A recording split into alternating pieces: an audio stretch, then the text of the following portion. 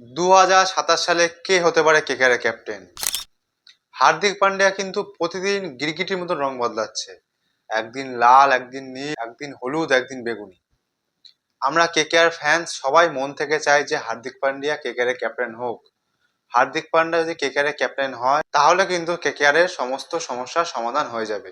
কিন্তু হার্দিক পান্ডিয়া কি আদৌ কেকেআরে আসবে? এই নিয়ে কিন্তু এটা প্রচন্ড জটিল সমস্যার সৃষ্টি হচ্ছে। একটা সময় খবর আসে যে হার্দিক পান্ডিয়া কেকেআরে চলে আসছে, আবার তার পরক্ষণে খবর আসে হার্দিক পান্ডিয়া অন্য টিমে যাচ্ছে। এখনো কিন্তু কনফার্ম না হার্দিক পান্ডিয়া কোন টিমে যাবে। হার্দিক পান্ডিয়া হয়তো নিজেও জানে না যে আমি কোন টিমে যাব। এখন হার্দিক পান্ডিয়ার টপিকটা সাইডে রেখে আরেকটা যে মেন টপিকে আছে, যে হার্দিক পান্ডিয়া ধরুন কেকেআরে আসলো না, তাহলে কাকে দেওয়া যেতে পারে কেকেআরের ক্যাপ্টেন্সি? হার্দিক পান্ডিয়ার পর যদি আরেকটা নাম যে কেকেআরের সব দিক দিয়ে ফিট হতে পারে, সে হচ্ছে রাহুল। যদি রাহুলকে কেকেআর ম্যানেজমেন্ট কোনো মতে নিয়ে নিতে পারে, তাহলে কেকেআরের কিন্তু সমস্ত সমস্যার সমাধান হয়ে যাবে। রাহুলও কিন্তু হার্দিক পান্ডিয়ার মতন সমস্ত সমস্যার পুরো সলিউশন একটা। রাহুল যদি কেকেআর আসে খুবই ভালো হয়। আগের বছরে আমরা অকশনে চাইছিলাম যে রাহুল চলে আসুক, কিন্তু কেকেআর নিল না, শেষে দিল্লি চলে গেল। এই দুজনই কিন্তু কেকেআর এর ট্রেডের জন্য কিন্তু পুরো একদম ভালো। এরা দুজন যদি ট্রেড করতে পারে দুজনের মধ্যে একজনকে, তাহলে কিন্তু কেকেআর এর সমস্ত সমস্যার সলিউশন কিন্তু এই দুজনই।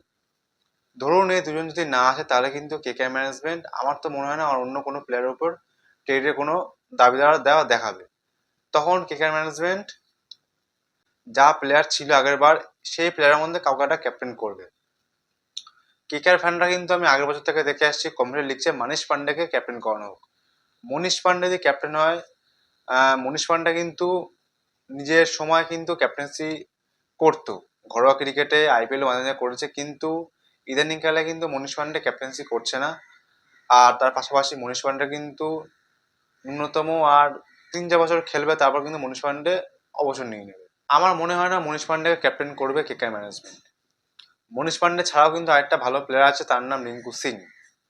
অনেকে বলবে রিঙ্কু সিং এর ক্যাপ্টেন্সি দেওয়া হোক। রিঙ্কু সিং কিন্তু ঘরোয়া ক্রিকেটে ক্যাপ্টেন্সি করে। রিঙ্কু সিং এর ক্যাপ্টেন্সিতে কিন্তু কোনো কাপ জিতেনি এখনো পর্যন্ত। মানে রিঙ্কু সিং এখনো পর্যন্ত কিন্তু কোনো বড় একটা কাপ জিতেনি, শিরোপা জিততে পারেনি। ক্যাপ্টেন্সি করেছে, ভালো করেছে, কিন্তু এখনো কাপ জিততে পারেনি। আশা রাখবো রিঙ্কু সিং ভবিষ্যতে কাপ জিততে পারবে। কিন্তু রিঙ্কু সিং এর ঘরোয়া ক্রিকেটার আইপিএল কি সমান হয়ে গেল? আইপিএল এ কিন্তু ক্যাপ্টেন্সি করা অতটা সোজা না। আইপিএল কিন্তু খুব একটা জটিল একটা খেলা। অভিজ্ঞ ক্যাপ্টেন না হলে কিন্তু ঝুলে যাবে কেকেআর। আমরা একটা সময় দেখেছিলাম নিতেশ রানাকে ক্যাপ্টেন্সি দিয়েছিল কেকেআর, তারপরে কিন্তু কেকেআর অবস্থা বেহাল হয়ে গেছিল।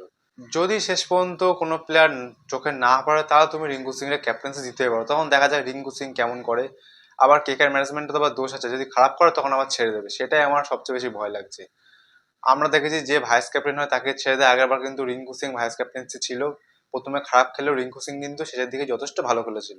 সেজন্য কিন্তু কেকেআর ম্যানেজমেন্ট ছাড়েনি। যদি রিঙ্কু সিং খারাপ খেলেই তো শেষের দিকেও, তাহলে কিন্তু হয়তো এখন রিঙ্কু সিং রে আর কেকেআর দেখা যেত না, রিঙ্কু সিং অন্য টিমে চলে যাচ্ছে, এমনটা কিন্তু খবর চলে আসতো। আমার মতে রিঙ্কু সিং রে যদি কেকেআর ক্যাপ্টেন্সি দেয়, খারাপও হবে না, ভালোও হবে না। আমার মতে না দেওয়াই ভালো, অন্য একটা ভালো ক্যাপ্টেন দেখা দরকার। হার্দিক পান্ডিয়াকে যে করে হোক যদি কেকেআর নিয়ে নেয় তাহলে ভালো হয়।